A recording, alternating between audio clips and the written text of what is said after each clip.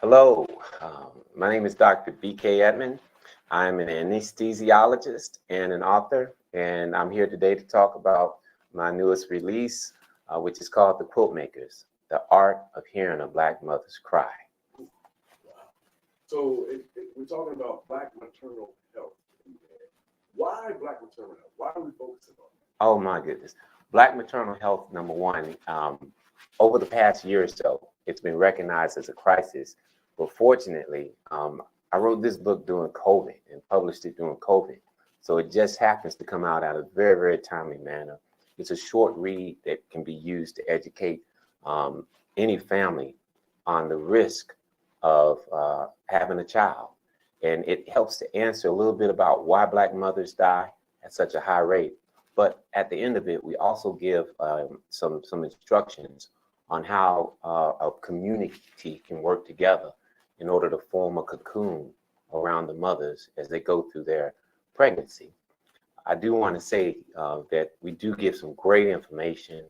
To start off with, some people ask, how did a Black male, get involved in the Black maternal health space?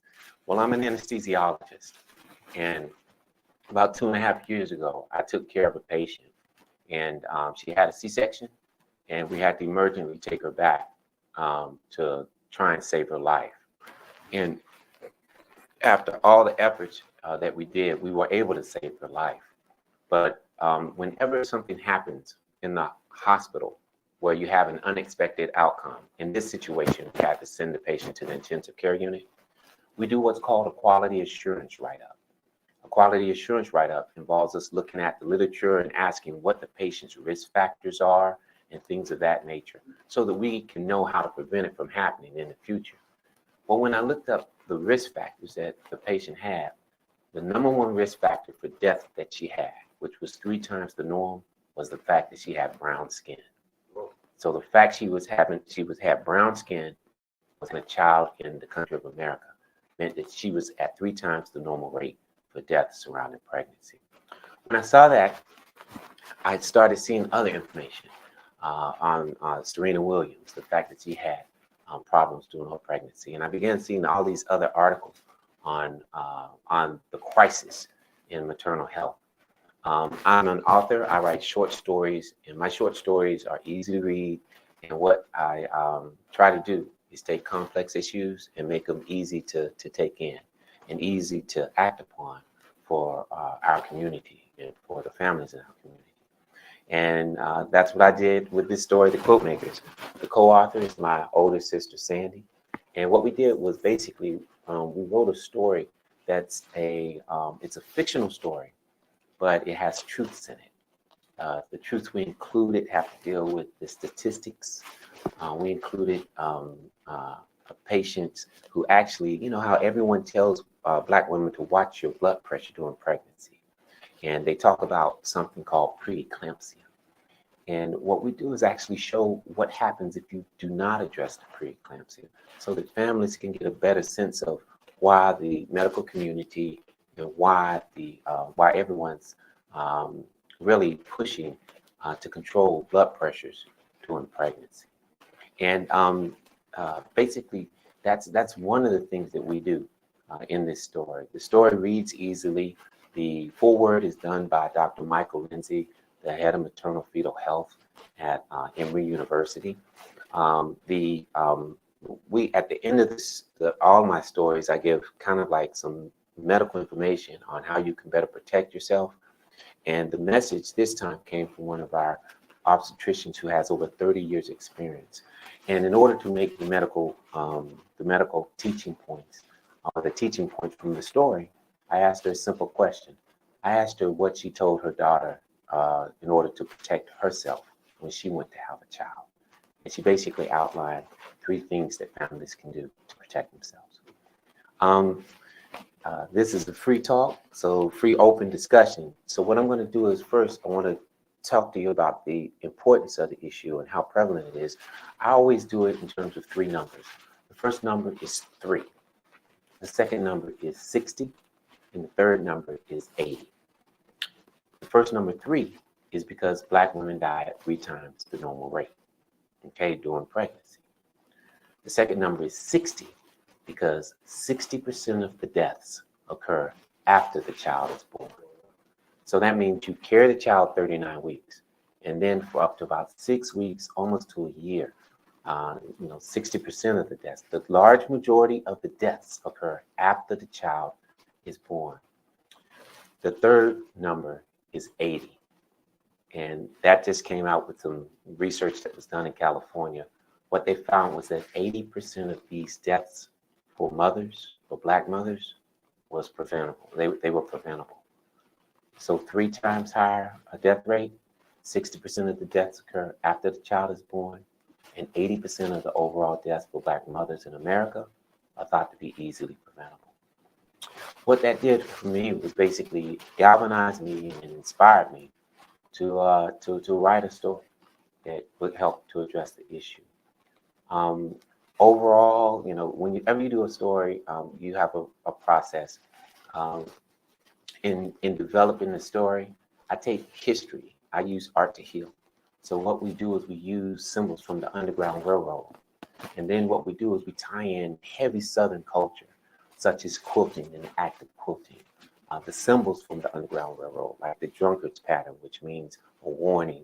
If you see the drunkard's pattern on a clothesline during the Underground Railroad days, that meant caution, okay? We use the symbol like the log cabin. The log cabin was hung on the clotheslines when you crossed into safe territory in the Underground Railroad. So along with teaching the reader about some of our past history as an African American community, we take into consideration the use of traditions and using traditions to actually protect a mother during childbirth. In this situation, what we do is we use the actual act of making the quilt, and through the act of making the quilt, a community of women basically form almost like a safety zone for mothers who are having children. The normal read, because we're dealing with a heavy subject, is to think that when you open the book, okay, it's going to be talking about these heavy things and the miserable things in life, but it's actually an extremely uplifting read because it involves a love story between an anesthesiologist and a widower.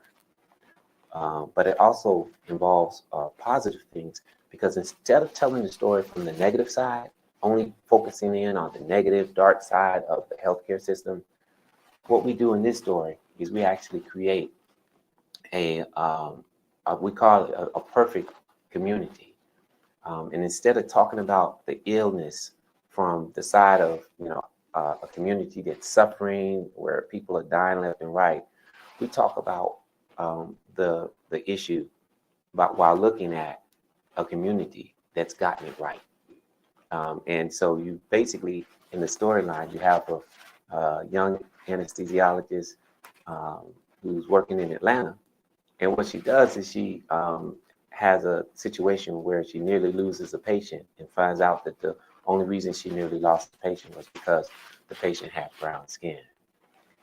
But what happens is when she takes a vacation to go home and cool off and get herself together, she goes to her hometown in Lawrence County, Georgia, which is 20, 30 miles south of Macon, and which is our family, where our family homestead is. And what she does is she finds that when she talks to a mother about a high incidence of death in Black women dying, the mother and the godmother, none of the women know anything about it because lo and behold, when you look at the statistics in the state of Georgia, now this is make believe, but in this story, no Black woman has died from doing childbirth in decades. No one can remember a Black woman dying doing childbirth. And so what happens is the young doctor sets about trying to figure out why. And as she's figuring out why, she comes in to contact with all of these traditions that go on in her community. And ultimately, she finds out that that all of the traditions that have been protective come from this woman named Stella. And Stella was a midwife in the 1920s in that area. And when Stella realized she wasn't going to be around for years to protect her community, what Stella did was institute some traditions that have been being practiced for over 100 years. And it was these 100 years traditions that were protecting the mothers of the modern mothers. And so that's kind of like the storyline for it. So we use a lot of Southern traditions like Haints, healing spring water. We use the quilting process. And if anyone's been down south, we really talked to our elders about what it was like when babies were born during that time. And when I asked my father who delivered him, my father said Aunt Stella did. And when I asked my cousin Udale who delivered her, she said Aunt Stella did. I came to find out that when I was doing the research on it, that I had an Aunt Stella, Estella Pryor, who was one of two working midwives in Lawrence County in the 1920s and 30s. And the midwives were really the first line of caregivers. So if anything happened, and one thing about midwives, the granny midwives were recognized as the best clinical practitioners, the best people to deliver babies in the community. So the black midwives delivered white babies as well. So everybody respected the midwives. And so what I did was go back and develop this character, Stella, and made Stella kind of like a Renaissance woman. And who, even though she only had an 8th grade education, she was full of voracious reader, but she was also a mathematician. And the way mathematicians approach any problem is they don't worry about what they don't have in order to solve the problem. They always start with the given. And that's one of the things about Black women over the years in America that makes them stand out. They're not always put in an optimal situation, whether it be socially or politically or in terms of sexism. But one thing about Black women is that they are crazy resourceful. And I come from a family made with women that are extremely resourceful. In the story, Stella takes the given that she has in terms of the ability to use traditions and the ability and her power in the community as a midwife, and she establishes traditions that carry on and protect those families. Now, the beautiful part about it, like I said, we found out that the midwife who delivered our family was Aunt Stella. But the other good part about it was, as part of the story, I was able to interview Aunt Stella's 100-year-old son, Bobby Pryor. And Bobby Pryor was able to tell me what it was like to be the child of a midwife in the 1920s and the 1930s and stuff. And that was unique. Every question. Yes, sir. Question. You mentioned just going back to the title of the book, Mm-hmm. The Art of Hearing a Black Mother's Cry. Yeah. Why is that? One. And two, how can we, Mm-hmm. just talking to the men, the Black men, right? How can we better listen Mm-hmm. to the Black woman's cry? That's a very good point. And the title is The Art of Hearing a Black Mother's Cry. But let's dissect that title down. The second word is the art. So what I did was basically, if you look at the cover, we got one of the strongest graphic artists around, Orlando, the artist, to basically create this image for us. And the reality is, it's a gorgeous work of art in itself. But what we do in the story, not only do we use art in form of graphic art, but we use art in terms of quilting, art in terms of the descriptions of the symbols for the Underground Railroad. But more importantly, when the two, the man and the woman, when their love interest is actually sparked over an art class, all right? And in that art class, basically what they do is they and it's a little bit flashback where they go to college, but in that art class, they basically have to go to an art museum as part of the art class, and I really describe a true art experience for people. One of the things that separates this book from every other book is actually we do have a work of art in the book. And on page 49 of the book, there's an art piece. It's called Analogy Number One. It's by one of the top graphic artists, international graphic artists in the world. The guy's name is Ruud Van Empel. And the woman in this art picture is the subject of the discussion in terms of the art experience. But the one thing about it was I've never met Ruud Van Empel, but I've seen his work. And when I decided to write the book, and I sent him a draft of it and asked him, could we use Analogy Number One in the book? And because he found out that we were using partial proceeds from the book to protect Black mothers, he gave us the okay to use it on all copies and all prints for this for the book. And so I've never met Ruud Van Empel face to face, but I sent him a copy of our script of the book before we published it, and he gave us the okay to use Analogy Number One. So we do have true art in the book. So that's why we say the art of hearing a mother's cry. In terms of hearing a mother's cry, one of the things that happens in the book is we actually get a man to hearing, and the concept of being able to hear people and hear the patient.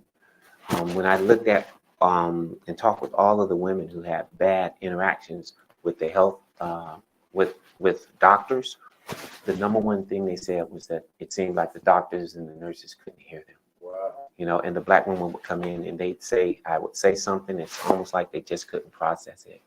So the theme in the book is actually teaching people how to hear each other. So what I did was research the top 10 things that show that you're listening and that you're connected and that you're understanding what someone's saying. In other words, the top 10 characteristics of a good listener. And I incorporate those into two of the characters. One guy's name is JT and the other one's name is Brandon. They're quality, excellent listeners. But then what I do is actually show how sometimes in the medical system, people they get the doctors it's almost as if the doctors know what the patient's about to say and are tying into a treatment modality without really listening all the way to the patient. And what we do is we use an example of that, but not only, and one of the things that happens is Stella, the midwife in the 1920s, actually overhears a conversation where a doctor who she's asked for help admits that he has problems hearing women's voices, and that his wife says he has problems hearing women's voices. And the bottom line is, and it's at that point that Stella realizes she has to do something so that the community can make sure that the voice of the pregnant mother or the mother delivering when she's the most vulnerable is heard and amplified.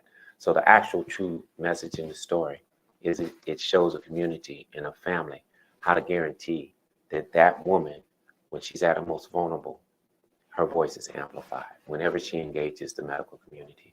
That's the treatment. That's what we preach. What we preach is making sure that your voice is heard, and not just relying on the mother to have a voice heard, but where we train the fathers, the grandfathers, the community, such that, hey, when that mother goes in and engages the medical system any time during that pregnancy, that's the 39 weeks with child or the 6 weeks afterwards, she doesn't go alone, and we do not rely on her to give voice to the situation. That's where we're trying to train brothers. We're trying to get the brothers ready to do that, okay? So you got a treat for us. You got a video. I do. I like set up the video. Absolutely. I like to close out. Number one, I would like to give respect to Dr. Avery Williams, who's the head of the film program at Morehouse College, and he basically prepared a short video clip that kind of ties you into what we're getting into. I hope you pick up the book. It's available on Amazon. The audiobook has been completed and will be probably out within a week or two. If you don't read, you can listen to it. And I just do want to thank my sister, Cassandra Edmond, who's my co-author on this and is really one of the first Renaissance women that I ever met. Of course, we want to respect the Edmond family, my Magnolia, Edmond, Uncle JT, and I included my uncles in their descriptions in this story. And I hope this book simply just helps everyone in the families, men, women, and grandparents to protect Black women when they're at their most vulnerable. Hit it.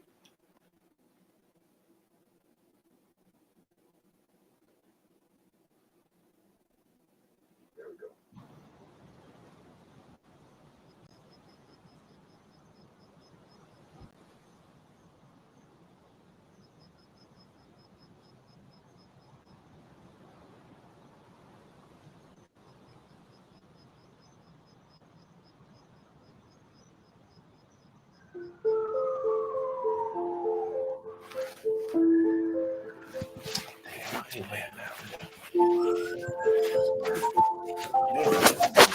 Today, a woman, an African American woman, nearly died while in child. Oh God, that's horrible. That can't be normal. Unfortunately, it is. African American women are 3 times more likely to die surrounding childbirth than their white sisters in motherhood. Really?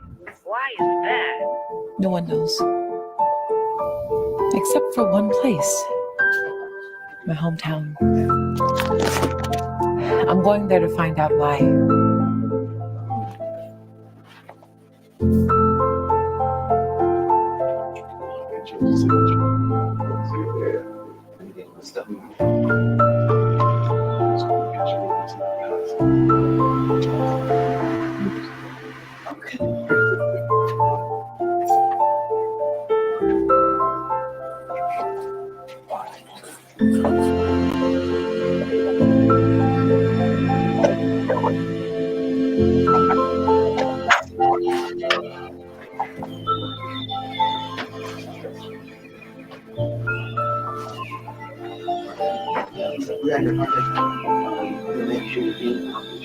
Okay.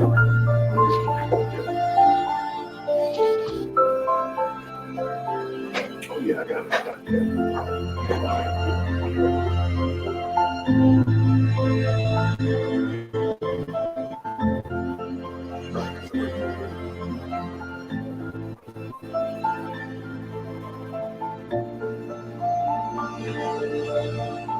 So how we doing today? I'm doing good, bro. Thanks for you.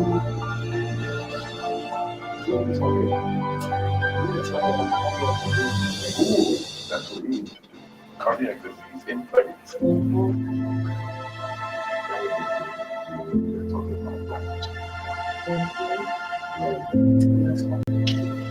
Yes.